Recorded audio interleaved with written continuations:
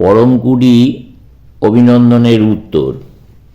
আমরা ভারতবর্ষেরা অপরকে অনেক বিষয় শিক্ষা দিতে পারি, অপরের নিকট আমরা অনেক বিষয় শিক্ষাও করতে পারি। আমরা পৃথিবীকে যে বিষয়ে শিক্ষা দিতে সমর্থ, পৃথিবী তাহার জন্য এখন অপেক্ষা করিতেছি।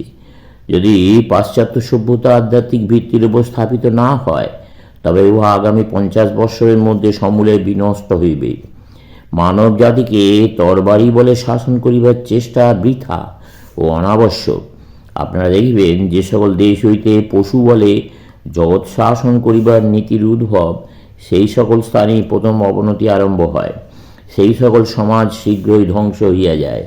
জড়শক্তির লীলাভূমি ইউরোপ যদি নিজ সমাজের ভিত্তি পরিবর্তন করিয়া আধ্যাত্মিকতার উপর স্থাপিত না করে, তবে 50 বৎসরের মধ্যে ইহা ধ্বংসপ্রাপ্ত হইবে। উপনিষদের ধর্মই ইউরোপকে রক্ষা করিবে। আমাদের দেশের বিভিন্ন সম্প্রদায়, বিভিন্ন শাস্ত্র ও বিভিন্ন দর্শনের মধ্যে যতই মতভেদ থাকুক, এই সকল বিভিন্ন সম্প্রদায়ের এমন একটি সাধারণ ভিত্তি আছে, যাহা দ্বারা সমগ্র জগতের ভাবস্রোত পরিবর্তিত হইতে পারে। সেই সাধারণ ভিত্তি জীবাত্মার সর্বশক্তিমত্তায় বিশ্বাস। ভারতের সর্বত্র হিন্দু, জৈন, বৌদ্ধ সকলেই স্বীকার করিয়া থাকেন আত্মা সর্বশক্তির আধার। আর তোমরা বেশ জানো, ভারতে এমন কোন সম্প্রদায় নাই যাহারা বিশ্বাস করে যে শক্তির পবিত্রতা ও পূর্ণতা বাহির হইতে লাভ করিতে হয়। এগুলি আমাদের জন্মগত অধিকার, আমাদের স্বভাবসিদ্ধ। তোমার প্রকৃত স্বরূপ অপবিত্রতার আবরণে আবৃত রহিয়াছে। প্রকৃত তুমি কিন্তু অনাদিকাল হইতে পূর্ণ, অচল, অটল, সুমেরুবৎ। আত্মসংযমের জন্য বাহিরের সাহায্য কিছুমাত্র আবশ্যক নাই। পূর্ব হইতেই তুমি আত্মসংযত, শুধু জানা এবং না জানাতেই অবস্থার তারতম্য। এই জন্য শাস্ত্রে অবিদ্যাকেই সর্বপ্রকার অনিষ্টের মূল বলিয়া নির্দেশ করা হইয়াছে।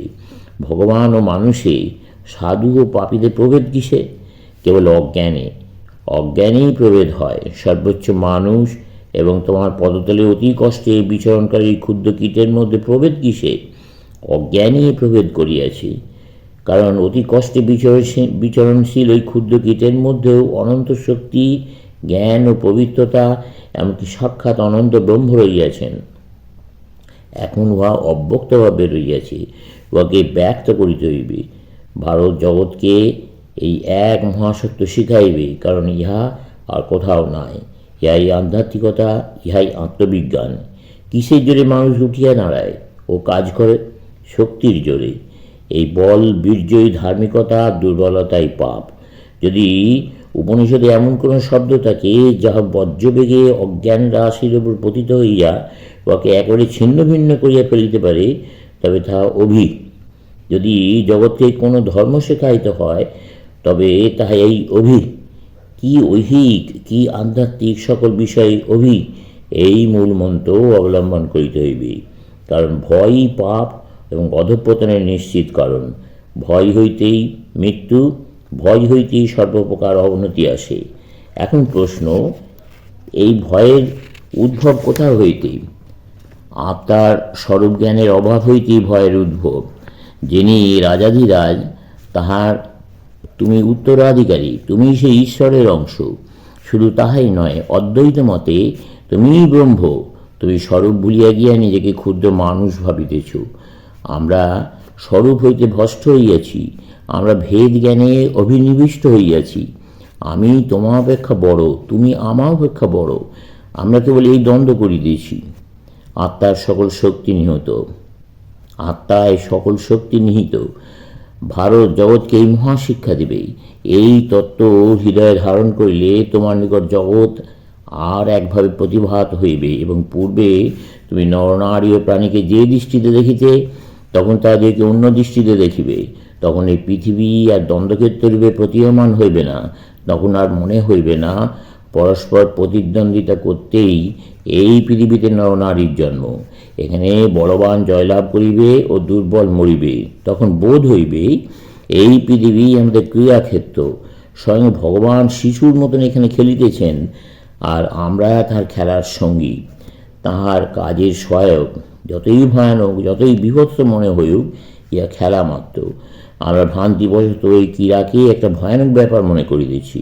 আত্মার স্বরূপ জানিতে পারিলে অতি দুর্বল অধঃপতিত হতভাগ্য পাপীর হৃদয়েও আশার সঞ্চার হয়। শাস্ত্র কেবল বলিতেছেন, নিরাশ হইও না। তুমি যাহাই করো না কেন, তোমার স্বরূপের কখনো পরিবর্তন হয় না।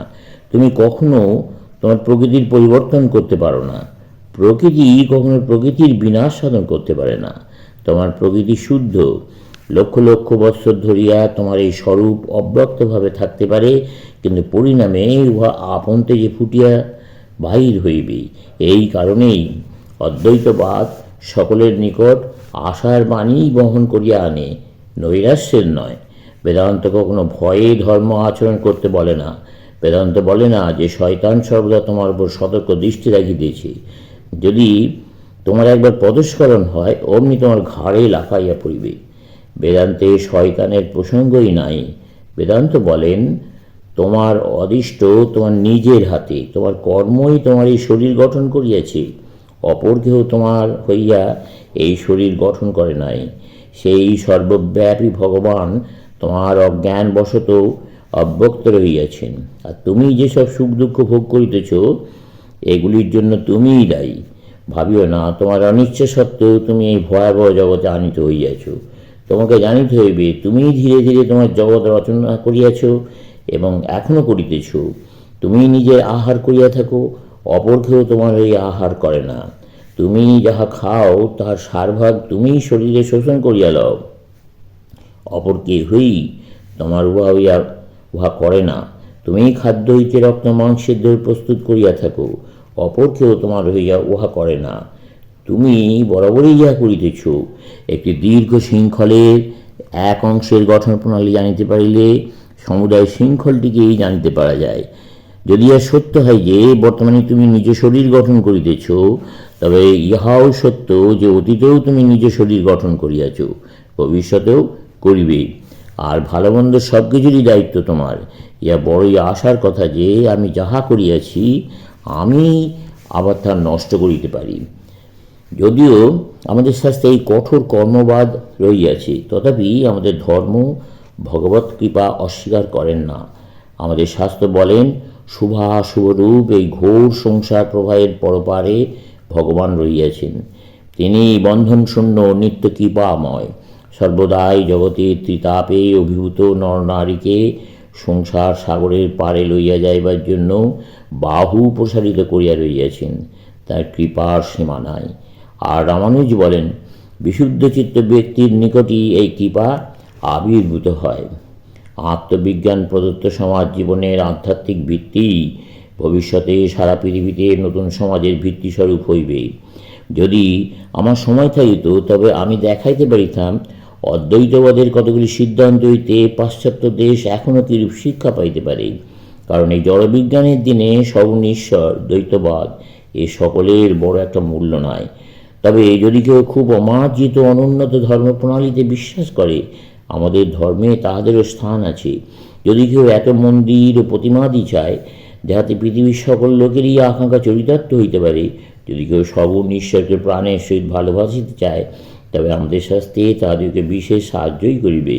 বলিতে কি, সগুণ ঈশ্বর সম্বন্ধে আমাদের শাস্ত্রে যে সকল উচ্চ উচ্চ ভাব এবং তত্ত্ব উপদিষ্ট হইয়াছে, পৃথিবীর অন্য কোথাও সেরূপ দেখিতে পাইবে না।